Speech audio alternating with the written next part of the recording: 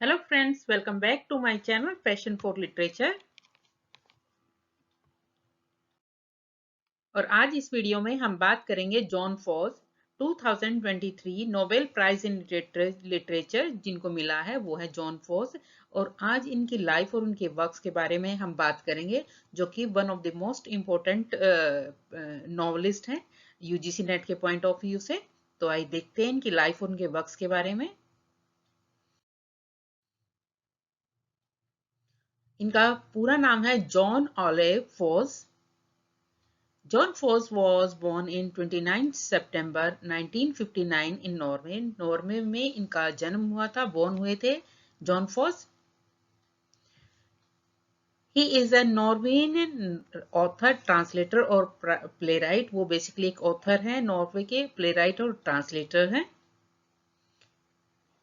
2023 के अंदर उनको नोबेल प्राइज मिला है लिटरेचर के अंदर। और उनकी जो कोटेशन रही है नोबेल प्राइज की के लिए वो रही है फॉर हिज इनोवेटिव प्लेस, उनके इनोवेटिव प्लेस के लिए, एंड प्रोज और प्रोज के लिए, which gives voice to the unsayable, मतलब जो कहा नहीं गया उन्होंने उनको आवाज दी है, यानी उनके लिए उन्होंने अपनी आवाज उठाई है। तो ऐसे उनके प्लेस और प्रोज के लिए उनको नोबेल प्राइज मिला है 2023 का। फोर्स वर्क्स के अंदर उनके 70 नॉवेल्स हैं, पोएम्स हैं, चिल्ड्रन बुक्स हैं, एसेज हैं, थिएटर प्लेज हैं। और उसके अलावा जो जो भी सारे इनके वर्क्स हैं उनको 50 लैंग्वेजेस के अंदर ट्रांसलेट किया गया है।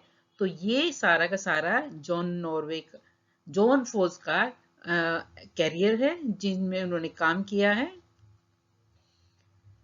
और हेनरी इब्सन के बाद, जो कि एक नॉर्वेजियन राइटर थे, हेनरी इब्सन के बाद जो सबसे ज्यादा जिसको प्ले राइट को परफॉर्म किया है हेनरी इब्सन के बाद, वो जॉन फॉस है। और वो अपनी फैमिली को क्रेडिट देते हैं कि जो भी उनके स्पिरिचुअल व्यूज हैं वो उनकी फैमिली ने क्रिएट किए हैं उनके अंदर। और 7 साल, जब वो 7 इयर्स के थे तब उनका एक बहुत ही सीरियस एक्सीडेंट हुआ था, यानी वो बिल्कुल बहुत ही ज्यादा करीब थे डेथ के। ऐसा इंसिडेंट हुआ था, एक एक्सीडेंट हुआ था उनका। और उसी से जो है उनकी जो राइटिंग्स है वो बहुत ज्यादा इन्फ्लुएंस हुई थी।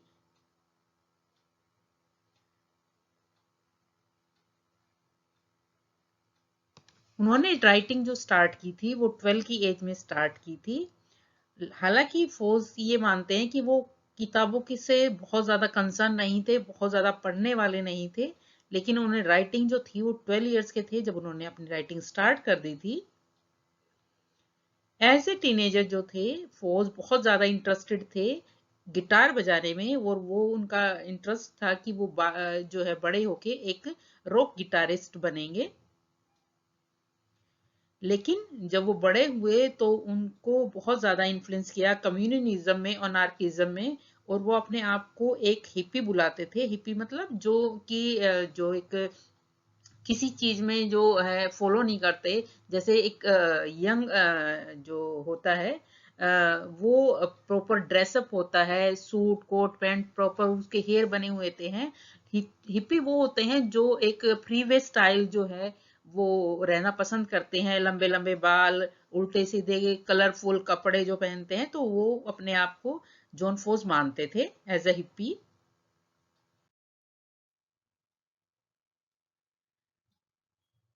जॉन फॉस ने अपने आप को एनरोल किया यूनिवर्सिटी ऑफ वेरेगन, और उसके बाद वहां पे उन्होंने कंपैरेटिव लिटरेचर पढ़ा। उसके बाद उन्होंने जो है राइटिंग जो है वो स्टार्ट की। और राइटिंग जो उन्होंने स्टार्ट की ये योरनॉक्स में, एक जो नॉर्वेनियन लैंग्वेज है, नॉर्वे की लैंग्वेज है, वहां उस राइटिंग में उन्होंने लिखना स्टार्ट किया। तो आपसे क्वेश्चन यूजीसी नेट में पूछा जा सकता है कि जो जॉन फोर्स का जो राइटिंग थी उन्होंने किस में स्टार्ट की, कौन सी लैंग्वेज में स्टार्ट की। तो बेसिकली उन्होंने जो राइटिंग स्टार्ट की थी वो नॉर्स में जो है, ये एक लैंग्वेज है नॉर्वे की, उसमें उन्होंने स्टार्ट किया था लिखना। और उनका डेब्यू जो नॉवल था, जो सबसे पहला उनका नॉवल था वो था रेड ब्लैक, जो पब्लिश हुआ था 1983 के अंदर। और ये जो इन्फ्लुएंस था वो जो था एक नॉर्वेजियन राइटर था, तरजेई वेसाज। तरजेई वेसाज जो था एक नॉर्वे राइटर थे, उनसे बहुत ज्यादा इन्फ्लुएंस थे।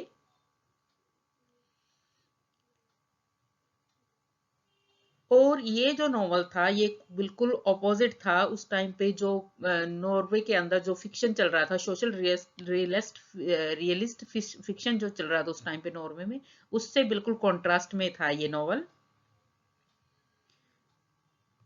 और इस नॉवल के अंदर जॉन फोर्स ने बहुत ज्यादा जो इम्पोर्टेंस जो था जो दिया, वो उन्होंने एम्फसाइज किया। उन्होंने प्लॉट पे इतना ज्यादा जोर नहीं दिया, लेकिन उन्होंने जो लिंग्विस्टिक एक्सप्रेशन है, जो लैंग्वेज का एक्सप्रेशन है, उस पे ज्यादा जोर दिया इस नॉवल के अंदर। उसके बाद उनका एक सेकेंड नॉवल आया क्लोज गिटार, जो कि 1985 के अंदर। और उसके बाद एक पोइटिक साइकिल आया angel with water in its eyes, वो आया 1986 के अंदर। उसके बाद उन्होंने एक मास्टर डिग्री की कंपैरेटिव लिटरेचर में 1987 के अंदर, और ये सेम यूनिवर्सिटी से इन्होंने की। और उसके बाद इनका थर्ड नॉवल आया ब्लड द स्टोन इज।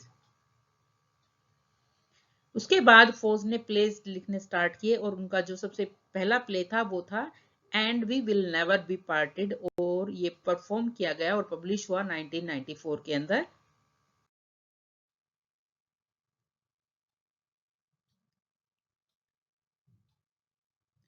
और जॉन अपने आप को मेंशन करता है कि वो Samuel Beckett, George Trakl and Thomas Bernhard के जो है इलेक्टिव रिलेटिव्स हैं उनके, जिन्होंने जो और ऑथर्स और राइटर्स रहे हैं जिन्होंने इनके वर्क को, इनकी लाइफ को इन्फ्लुएंस किया है, उनमें जो है वो हैं Olav H Hauge, Franz Kafka, William Faulkner, Virginia Woolf and the Bible. इन सब ने जो है इसको बहुत ज्यादा, इनकी लाइफ को जो है वो इन्फ्लुएंस किया है। और उसके बाद द डेली टेलीग्राफ ने उनको 100 लिविंग जीनियसेस के अंदर 83rd पोजीशन पे इनको रखा है। उसके बाद 2011 के अंदर जॉन फोर्स को एक जो रॉयल पैलेस है नॉर्वे का, उसके पास में ही एक जो है ऑनरी रेजिडेंस उनको दिया गया, जो कि ग्रोटन में था, वो अ, उनको दिया गया। और ये एक मेन सेंटर था रॉयल पैलेस के पास ही। और उसके बाद ग्रोटन जो है एक परमानेंट रेजिडेंस रहा, ये एक एज ए ओनर था जो किंग ऑफ नॉर्वे ने इनको दिया था। और उसके बाद 2011 के अंदर जो नॉर्वे ट्रांसलेशन हुआ बाइबल का, उनके अंदर ये मेन लिटरेरी कंसल्टेंट रहे हैं।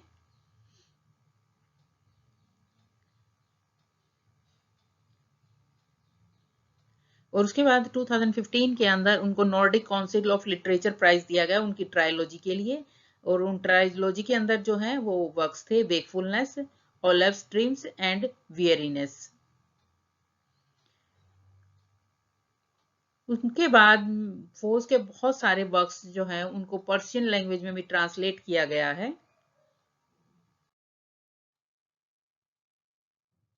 अब उनके अवार्ड और ऑनर्स की बात करते हैं। 1992 में उनको नार्सक लिटरेचर प्राइज दिया गया। 1996 के अंदर इब्सन प्राइज, 2000 के अंदर नेस्ट्रॉय थिएटर प्राइज, 2000 के अंदर नॉर्डिक प्लेराइट प्राइज, 2003 के अंदर cavalier of the order national do merit of France इनको दिया गया। 2005 के अंदर ब्रेज प्राइज इनको दिया गया। 2005 के ही अंदर commander of the Royal Norwegian Order of Saint ओलेव।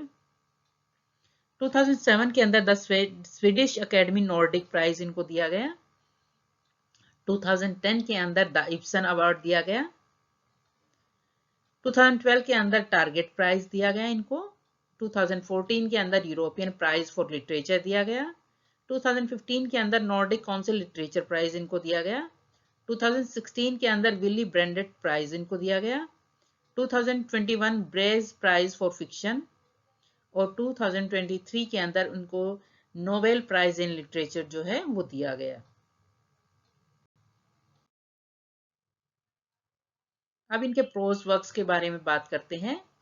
सबसे पहले 1983 के अंदर रेड ब्लैक, 1985 के अंदर क्लोज गिटार, 1987 के अंदर ब्लड द स्टोन एज, 1988 के अंदर बोट हाउस, कांट 1990 में, 1991 में the bottle collector, 1992 lead and water, hard anger 1993, 1993 के अंदर ही टू स्टोरीज, 1994 में प्रोज फ्रॉम ए चाइल्डहुड, उसके बाद melancholy 1 1995, melancholy 2 1996, 2000 morning and evening, 2004 Aliss at the fire, Kant 2005, 2007 wakefulness, 2011 shorter prose, 2012 Olive's dream, 2014 weariness, 2014 में जो है इनका ट्रोलॉजी जो है वो कंपाइल हुआ, 3 नोवेलास जो है इसके अंदर कंपाइल हुए, और इनके अंदर जो आए वो आए वेकफुलनेस, ऑलिव्स ड्रीम और वियरीनेस। 2023 आ शाइनिंग।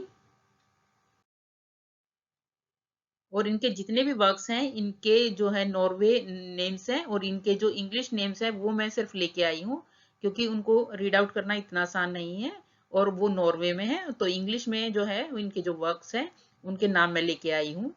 अब इनके प्लेस के बारे में बात कर लेते हैं। इनकी जो प्लेस है वो 1996 में आया someone is going to come home, 1994 के अंदर आया and we will never be parted, 1995 में आया the name, 1996 the child, 1997 mother and child, 1997 में ही द सन, उसके बाद next year 1997 the guitar man, 1997 night songs, 1999 a summer's day, 1999 dream of autumn, और 2000 में स्लीप माई बेबी स्लीप।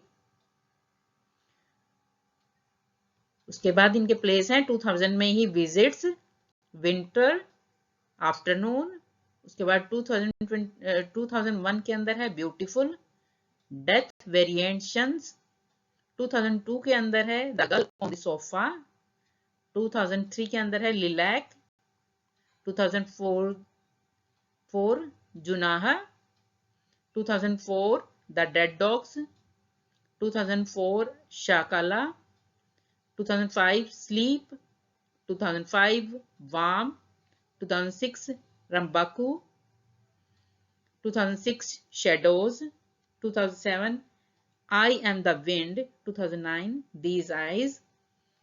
तो ये इनके प्लेस थे जो मोस्ट इंपॉर्टेंट, और जो वर्क्स जो इनके थे, जो इनके प्लेस थे वो। अब इनका पोइट्री कलेक्शन जो है वो सारा का सारा नॉर्वे लैंग्वेज में है, तो वो आप एक बार देख लीजिएगा। उसके बाद इनका कंपाइल्स है पोएम्स का, सिलेक्शन ऑफ पोएम्स जो 2014 के अंदर पब्लिश हुई। उसके बाद इनका ऐसे है जो नॉर्वे लैंग्वेज में ही है। उसके बाद इनका एक ऐसे है, ऐसे 2014 में, an angel walks through the stage and other essays, जो कि 2015 में पब्लिश हुआ था। तो ये कुछ इनको इनके जो है इम्पोर्टेंट एसेज हैं, और पोएट्री कलेक्शन जो है वो नॉर्वे लैंग्वेज में ही है, और इंग्लिश में जो इनके जो नॉवेल्स थे और जिनके प्लेस थे वो मैंने इंग्लिश में लिए हैं। तो आई होप ये आपके लिए काफी हेल्पफुल रहेगा।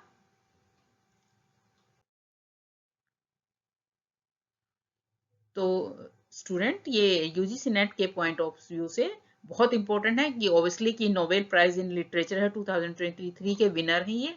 तो please do like, share and subscribe my channel passion for literature. Thank you.